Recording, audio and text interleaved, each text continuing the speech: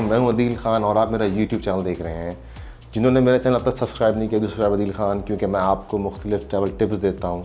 एक सबसे इंपॉर्टेंट बात कि अक्सर लोग मुझसे, जो लास्ट वीडियो मैंने कैनेडियन इमिग्रेशन के बारे में किया था, लोगों ने सवाल किया। I am not a consultant, मैं एक ट्रैवल ब्लॉगर हूँ, लेकिन अक्सर लोग सवाल पूछते होते हैं ना कि यार दिल बताओ वीज़ा कैसे लगता है, कि हमें बहुत जाने का शौक़ है कनाडा, अमेरिका, इंग्लैंड।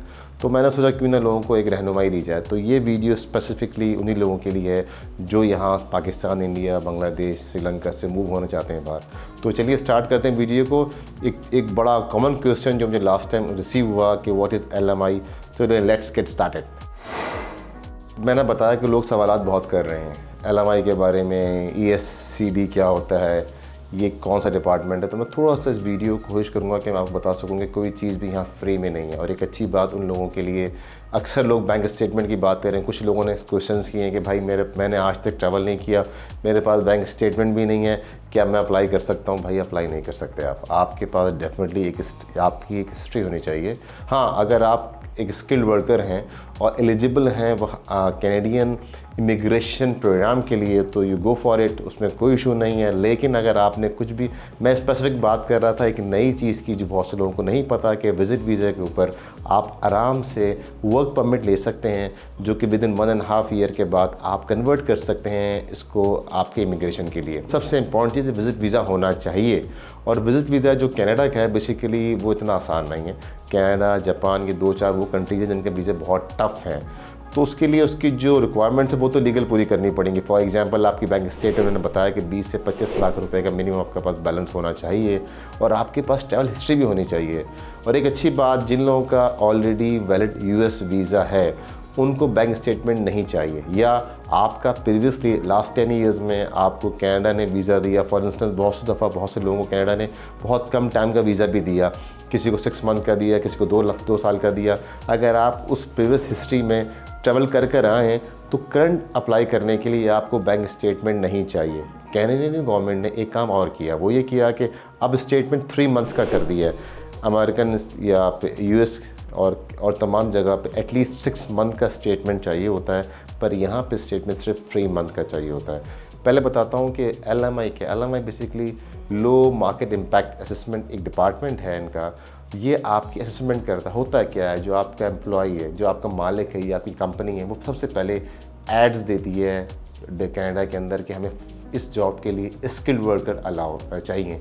अगर फॉर इंस्टेंस उनके ऐड के ऊपर सोशल मीडिया, अखबार पे और जहाँ जहाँ वो एड्स देते हैं, उनको जब एम्प्लॉयर नहीं मिलता तो वो क्या करते हैं, वो जाते हैं ESD डिपार्टमेंट। बेसिकली इसके पास LMI, आपका एम्प्लॉय जाता है और आपका मतलब ओनर जाता है आपका कंपनी का, और वहाँ जाने के बाद वो बताता है कि जी मैंने देखें, ये मैंने अखबार में ऐड दिए थे, ये सोशल मीडिया पे ऐड हैं, और मुझे यहाँ पे कोई भी अपनी एप्रोप्रिएट जॉब के लिए कोई मुलाजिम या एम्प्लॉय नहीं मिल सका।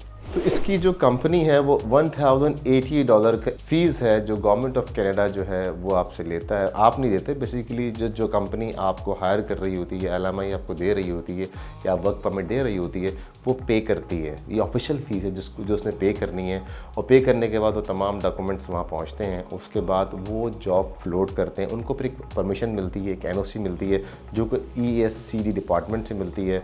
वो आप इसके बाद वो कंपनी एलिजिबल होती है फ़ौरन किसी बंदे को अपने जॉब पे हायर करने के लिए। अब यहाँ मसला ये है कि यहाँ बहुत सारे एजेंट्स मौजूद हैं कनाडा के अंदर भी, ऑन नेट वगैरह पे भी, लेकिन सबसे बड़ी बात है कि बेहतर है कि आप अगर किसी को जानते हैं उससे काम कीजिए, क्योंकि पैसों के लेन देन में बड़े बड़े स्कैम्स होते रहते हैं। तो ये चीज़ फ्री में नहीं है, एक बात याद रखिएगा। अगर हम कॉस्ट की बात करते हैं, अगर आप टोरंटो से अप्लाई करते हैं, टोरंटो के अंदर विजिट वीज़े पे आप टोरंटो उतरते हैं, टोरंटो में आपको तकरीबन 30-35 हज़ार कैनेडियन डॉलर ख़र्चा आता है इसके ऊपर, क्योंकि आपको अगर खर्चे बग़ैर पैसों के आपको कोई भी यहाँ पे ये सर्टिफिकेट LMI परमिट नहीं देता। इसके लिए एक अच्छा तरीक़ाकार बताता हूँ कि आप यहाँ से क्या करें। कुछ ऐसे प्रोविंसेस हैं जिस तरीके से मैनीटोबा है, सस्कैचुवन है और अटलांटिक जो हमारे पास यहाँ पे प्रोविंसेस हैं कनाडा की, यहाँ वो जगह है जहाँ पे एम्प्लॉय आपको जॉब बहुत आसानी मिल सकती है और 10 से 15 हज़ार कैनेडियन डॉलर में आप आराम से वर्क परमिट वहाँ ले सकते हैं। वजह क्या है कि वजह यह है कि यहाँ पे आबादियाँ कम हैं। अटलांटिक जो आपका कैनेडियन प्रोविंस है यहाँ तो बहुत कम आबादी है। यहाँ पे वेदर भी एक्सट्रीम है। होता ये है कि वो आपसे एक बॉन्ड फिल करवाते हैं जो 1 से 2 साल का होता है कि आप 2 साल तक बाउंड हैं यहाँ पे रहने के, आपने यहाँ जॉब करनी है।